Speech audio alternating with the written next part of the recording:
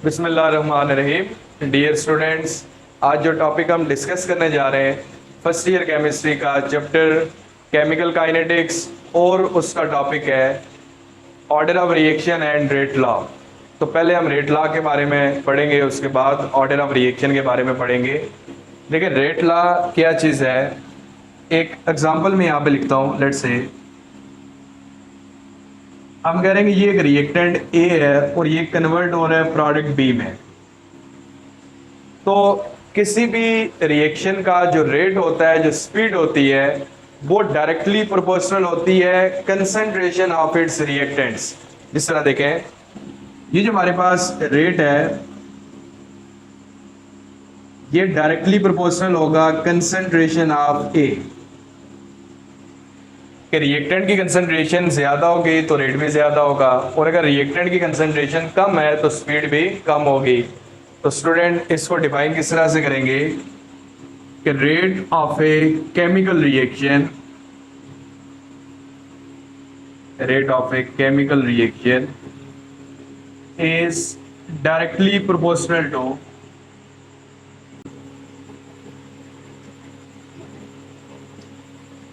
rate of a chemical reaction is directly proportional to active masses or concentrations of reactants।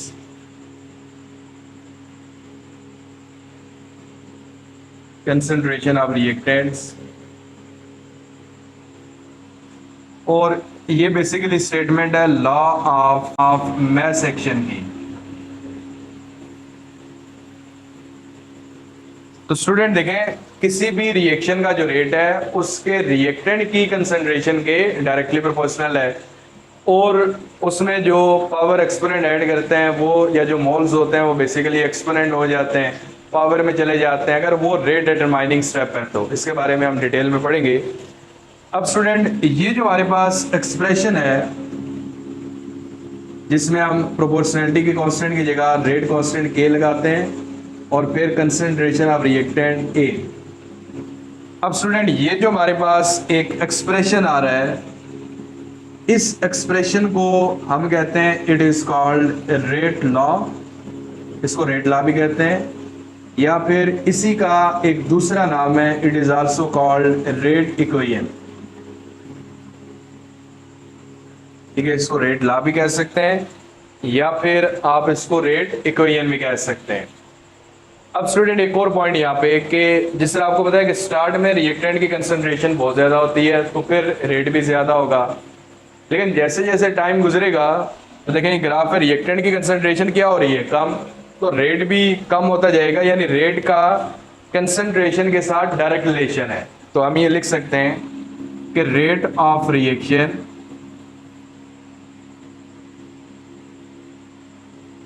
is maximum at start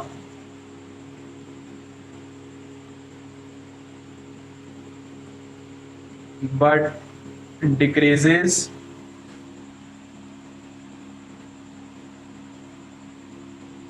with the passage of time।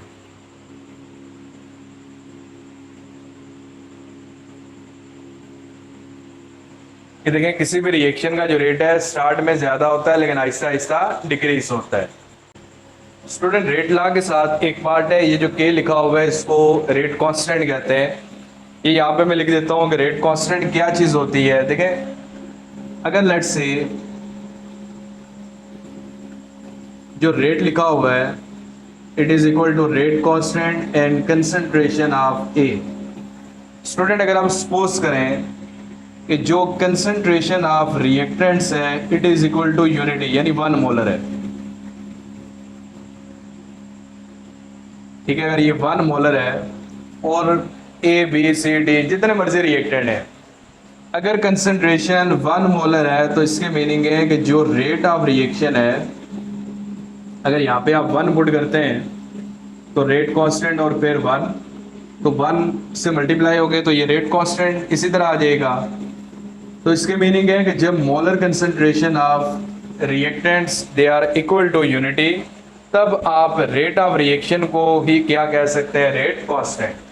तो हम अगर इसकी definition लिखें कि rate constant is equal to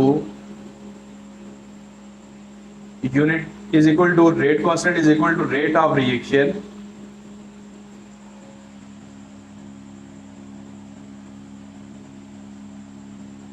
when molar concentration या concentration of reactants is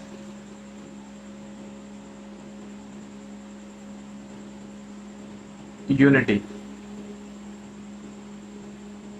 कि देखें जितने रिएक्टेंट्स हैं अगर उन सब की कंसंट्रेशन 1 मोलर है तो बेशक यहाँ पे 10 रिएक्टेंट हो, सब में अगर 1 लिख लें तो वो एक 1 ही आ जाएगा। तो रेट ऑफ रिएक्शन किसके इक्वल आएगा, रेट कांस्टेंट के। तो इसको हम रेट कांस्टेंट भी कहते हैं या फिर इसका एक और नाम होता है, it is also called velocity constant या स्पेसिफिक रेट कांस्टेंट भी इसको कहते हैं। तो स्टूडेंट अभी तक जो बातें हमने डिस्कस की कि एक रेट लॉ और दूसरा क्या चीज है, रेट कांस्टेंट। अभी हम एक तीसरा पार्ट यहां से देखने जा रहे हैं, ऑर्डर ऑफ रिएक्शन। देखें ऑर्डर ऑफ रिएक्शन क्या होता है कि नंबर ऑफ मॉलिक्यूल जो कि पार्टिसिपेट करते हैं रेट डिटरमाइनिंग स्टेप में, उसको हम कहते हैं ऑर्डर ऑफ रिएक्शन। या फिर नंबर ऑफ मॉलिक्यूल जो स्लोवेस्ट स्टेप में पार्टिसिपेट करते हैं, स्लो स्टेप पे रेट डिटरमाइनिंग होता है। ये आगे एक टॉपिक आएगा, डिटेल में इसके बारे में पढ़ेंगे। दूसरा ये है कि जो रेट इक्वेशन है उसमें जितने भी एक्सपोनेंट्स हैं उनको आपस में ऐड कर दें तो उनका जो सम होता है उसको भी हम ऑर्डर ऑफ रिएक्शन कहते हैं। पहले एक दो एग्जांपल यहां से देखते हैं। देखिए एक रिएक्शन है 2 mole of NO2 plus O2, product आ रहा है 2 mole of NO3 nitrogen trioxide.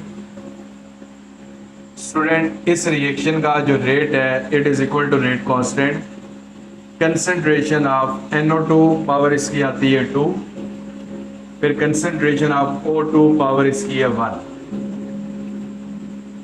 अब स्टूडेंट अगर आप इसका ऑर्डर देखें तो जो एक्सपोनेंट है, जिस तरह नाइट्रोजन डाइऑक्साइड की कंसंट्रेशन का एक्सपोनेंट है 1, ऑक्सीजन की कंसंट्रेशन का एक्सपोनेंट है 2, तो इनका सम क्या आ जाएगा 3।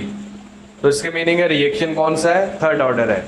ठीक है, अगर सम 1 आ जाए तो फर्स्ट ऑर्डर, सम 2 आ जाए तो सेकंड ऑर्डर, सम 3 आ जाए तो थर्ड ऑर्डर। ये ऑर्डर की आगे टाइप्स हैं, इससे नेक्स्ट लेक्चर में हम टाइप्स के बारे में ही पढ़ेंगे। एक और रिएक्शन है 2 मोल्स ऑफ N2O5, जब ये डीकंपोज होगा 2 moles of N2O4 plus O2। अब स्टूडेंट इस रिएक्शन का जो रेट है, rate constant, concentration of N2O5 और इसकी पावर 1। तो स्टूडेंट देखें इसका ऑर्डर भी कौन सा आ जाएगा 1, यानी ये फर्स्ट ऑर्डर रिएक्शन है। अब यहां से एक बड़ी इंटरेस्टिंग बात स्टूडेंट देखें, इसके मोल्स कितने हैं 2 और यहाँ पे हमने कितने लिखे हैं 1।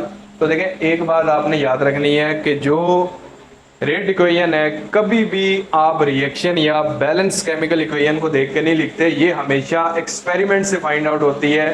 तो सम टाइम ये जो नंबर ऑफ मोल्स हैं they are similar to balance chemical equation. जिस तरह NO2 के पावर कितनी है 2, इसके मोल्स भी 2 है, ऑक्सीजन की पावर 1 है, इसके मोल्स भी 1 है, लेकिन यहाँ पे इसके मोल्स 2 है और पावर क्या है 1। तो सम टाइम ये सिमिलर भी हो सकते हैं और सम टाइम ये डिसिमिलर भी। जो मेन पॉइंट है वो आपने याद रखना है कि ये हमेशा कहाँ से लिखते हैं, एक्सपेरिमेंट से। We can not write down from balance chemical equation. तो स्टूडेंट एक जनरल रिएक्शन जिस तरह हम यहाँ पे देखते हैं, जिस तरह A moles of reactant A, B mole of reactant B, और ये कन्वर्ट हो रहा है C mole of product C and D mole of product D। Student हम यहाँ से लिखते हैं कि rate of reaction is directly proportional to concentration of A and concentration of B। Student हम A की पावर X लिख रहे हैं और B की पावर क्या लिख रहे हैं Y। देखिए हालांकि मोल्स तो A और B हैं, अब हमने क्यों X और Y लिखा, देखिए ऑर्डर तो इन एक्सपोनेंट का सम होता है, ऑर्डर आ गया x प्लस वाई।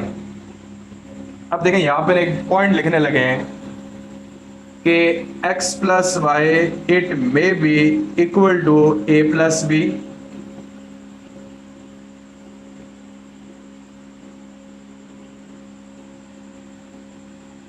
या फिर आप ये कह सकते हैं कि x plus y is not equal to a plus b. देखिए इसकी मीनिंग ये है कि 2 और 1, इस केस में तो x प्लस वाई और a प्लस बी एक जैसे ही है, लेकिन यहाँ पे देखें इधर यहाँ पे 2 मोल्स है और इधर क्या है 1। तो जो हमारे पास ऑर्डर है सम टाइम वो बैलेंस केमिकल इक्वेशन के मोल्स के साथ मैच भी कर जाता है और सम टाइम उनके साथ मैच नहीं करता। तो एक बात जो आपने याद रखनी है, ये स्टूडेंट मैं आपको बता देता हूँ कि हमेशा एक्सपेरिमेंट से आप राइट डाउन करते हैं या आप फाइंड आउट करते हैं 2 चीज़ें, एक रेट इक्वेशन या ये रेट लॉ जिसको कहते हैं, और दूसरा ऑर्डर ऑफ रिएक्शन। और ये कभी भी आप बैलेंस केमिकल इक्वेशन से नहीं लिख सकते। तो स्टूडेंट इनको डिफाइन किस तरह से करेंगे कि number of molecules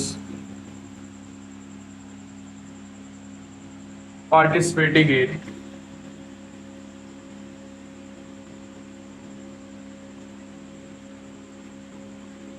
rate determining step. Student ये आगे पूरा एक डिटेल में टॉपिक है, इसके बारे में हम पढ़ेंगे, लेकिन फिलहाल सिर्फ नाम याद रख लें, रेट डिटरमाइनिंग स्टेप। और रेट डिटरमाइनिंग स्टेप कौन सा होता है? स्लोवेस्ट स्टेप, जो सबसे स्लो होता है किसी मैकेनिज्म का। आगे is called order of reaction, या फिर एक दूसरी डेफिनेशन है sum of exponents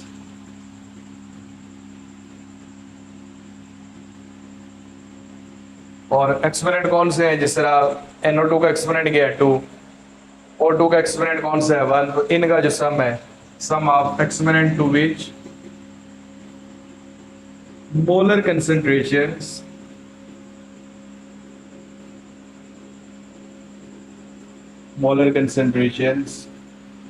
of reactants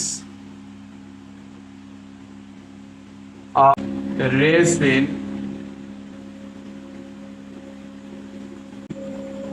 rate equation is called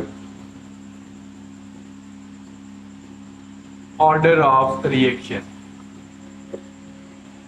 कि देखें रेट इक्वेशन में जो कंसंट्रेशन है उनके एक्सपोनेंट को प्लस कर दें वो भी ऑर्डर है, या फिर जो स्लोवेस्ट स्टेप है रेट डिटरमाइनिंग स्टेप है उसमें जितने मॉलिक्यूल पार्टिसिपेट करते हैं उसको भी कहते हैं ऑर्डर ऑफ रिएक्शन। तो देखिए स्टूडेंट हमने आज जो बातें डिस्कस की हैं, रेट लॉ क्या चीज़ है कि रिएक्शन का रेट कंसंट्रेशन ऑफ रिएक्टेंट के डायरेक्टली प्रोपोर्शनल है। और ये आपके सामने एक एक्सप्रेशन है जिसमें रिएक्टेंट को हमने लिखा और इसको हम क्या कहते हैं? रेट लॉ और रेट इक्वेशन। फिर इसमें जो के है प्रोपोर्शनैलिटी कांस्टेंट, इसको रेट कांस्टेंट भी कहते हैं, वेलोसिटी कांस्टेंट भी। अगर इन रिएक्टेंट की कंसंट्रेशन यूनिटी कर लें 1 लिख लें तो ये रेट और रेट कांस्टेंट इक्वल हो जाएंगे। तो ये इसकी डेफिनेशन है, rate constant is equal to rate of reaction when concentration of reactants is unity. फिर स्टूडेंट ऑर्डर ऑफ रिएक्शन के रेट डिटरमाइनिंग स्टेप में कितने मॉलिक्यूल पार्टिसिपेट कर रहे हैं, या फिर ये जो एक्सपोनेंट है रेट इक्वेशन में कंसंट्रेशन के, इनको प्लस कर दें तो वो ऑर्डर आ जाएगा। फिर उसके बाद रेट ऑफ रिएक्शन या रेट इक्वेशन जो हमेशा कहाँ से फाइंड आउट करते हैं? एक्सपेरिमेंट से, और कभी भी बैलेंस केमिकल इक्वेशन से नहीं लिखा जाता। सम टाइम ये एक्सपोनेंट मैच करते हैं इन मोल के साथ और सम टाइम ये एक्सपोनेंट इन मोल के साथ मैच नहीं करते। तो स्टूडेंट स्क्रीनशॉट इसका ले लें। और आज के लेक्चर में जितनी बातें हमने डिस्कस की हैं, कोई भी पॉइंट अगर क्लियर नहीं है तो आप कमेंट बॉक्स में पूछ सकते हैं, तो इंशाल्लाह आपको रिप्लाई किया जाएगा।